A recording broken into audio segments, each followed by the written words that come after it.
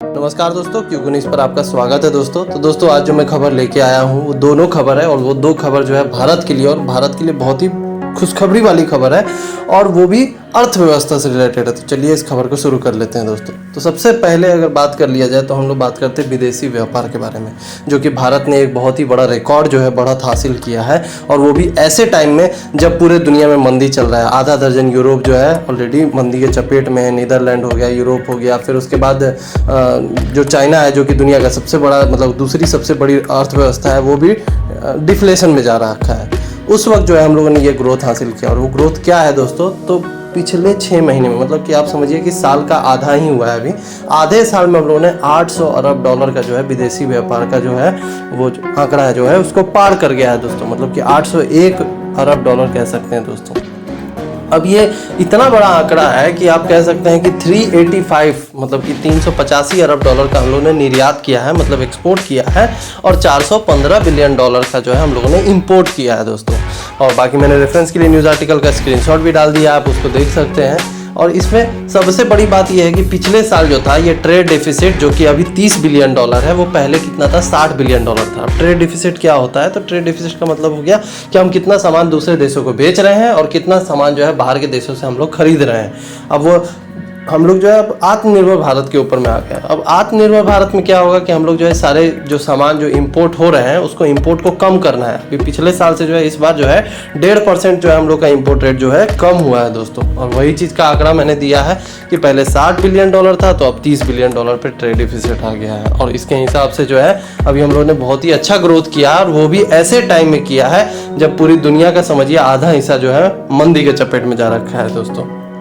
बाकी चलिए अगर इसके बारे में और अगर बताया जाए तो यही है कि दोस्तों कि हम लोग जो है अभी हम लोग अपना एम जो है वो यही रखे हैं कि हम लोग दूसरे कंट्रीज़ को जो है एक्सपोर्ट ज़्यादा करें, मतलब निर्यात ज़्यादा करें, और इंपोर्ट को 0% पे ले आए, मतलब कि 0 एक भी चीज़ जो है भारत से बाहर से जो है हम लोग भारत में इंपोर्ट ना करें, लेकिन हम लोग अपनी सामान जो है पूरी दुनिया को बेच सकें। बस इसी चीज़ का मुहिम चलाया गया है आत्मनिर्भर भारत के थ्रू दोस्तों।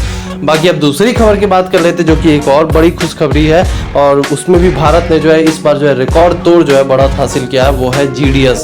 इसमें क्या होता है, ग्लोबल डायरेक्ट सेलिंग। अब ये GDS क्या होता है ना, वैसे अगर देखा जाए तो हर एक रैंकिंग में जो है मतलब कोई भी अर्थव्यवस्था से रिलेटेड, मतलब इकोनॉमी से रिलेटेड अगर आप कोई भी रैंकिंग देख लीजिएगा तो इंडिया जो है टॉप 5 या टॉप 10 में, मतलब टॉप 5 या टॉप 7 में कह सकते हैं रहता ही रहता है।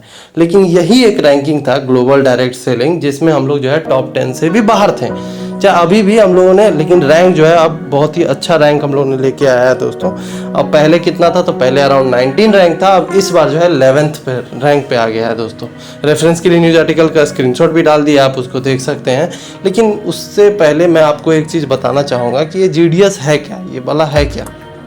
तो देखिए GDS का मतलब क्या होता है ना, कि जो भी प्रोडक्ट जो एक फैक्ट्री में बनता है उसको जो है डायरेक्ट जो है कस्टमर तक बेचना, इसी चीज़ को जो है GDS बोला जाता है, ग्लोबल डायरेक्ट सेलिंग। जो कि मॉल वगैरह में देखते होंगे, बिग बाजार वगैरह में, कि उसमें जो है जो प्रोडक्ट्स वगैरह रखे रहते हैं वो कहाँ से आते हैं, तो वो डायरेक्ट जो है फैक्ट्री से वहाँ तक मैन्युफैक्चर होकर आते हैं। लेकिन ये मॉडल जो है ना पहले यूरोप और अमेरिका में बहुत ही सक्सेसफुल रहा, क्योंकि लोग वहाँ पे जाके सुपरमार्केट से ही सामान खरीदता था। लेकिन यहाँ पे क्या है, तो यहाँ पे है कि डिस्ट्रीब्यूटर हो गया, डिस्ट्रीब्यूटर के बाद सप्लायर हो गया, सप्लायर के बाद एक कह सकते हैं सुपरवाइजर हो गया, सुपरवाइजर के बाद जो रहता है एक रिटेलर होता है, जहाँ से हम लोग सामान खरीद पाते हैं। मतलब जो छोटे दुकानों से हम लोग खरीदते हैं वो एक रिटेलर है, लेकिन जो फैक्ट्री से बन के आ रही है सामान, उसमें बहुत सारा चीज़ जो है, बहुत सारा कमीशन जो है ऐड होता है, उसके बाद जो है हम लोगों को मिलता है, जिसके कारण जो सामान होता है वो थोड़ा महंगा मिलता है हम लोगों को। लेकिन ये GDS में क्या होता है ना, डायरेक्ट सेलिंग में क्या होता है कि डायरेक्ट जो है ना कस्टमर जो है ना जो सामान खरीद रहा है ना वो फैक्ट्री से डायरेक्ट आ रहा है, और वो फैक्ट्री से डायरेक्ट खरीद रहा है, रैदर देन कि वो सारे बीच के जो जितने बिचौलिए होते हैं उसको बाईपास कर देता है दोस्तों। और इस चीज़ में जो है हम लोगों की रैंकिंग पहले बहुत कम थी, लेकिन अब हम लोगों ने 11 नंबर पे जो है उछाल हासिल की है, जबकि इसकी हम लोग की जो रैंकिंग है वो चाइना और ताइवान से भी आगे है दोस्तों आज अभी के डेट में। और पहले हम लोग का 19वां रैंक हुआ करता था, लेकिन अब हमारी जो अर्थव्यवस्था की कमाल मची हुई है उसके कारण जो है अभी हमारा 11th रैंक पे आ गया है।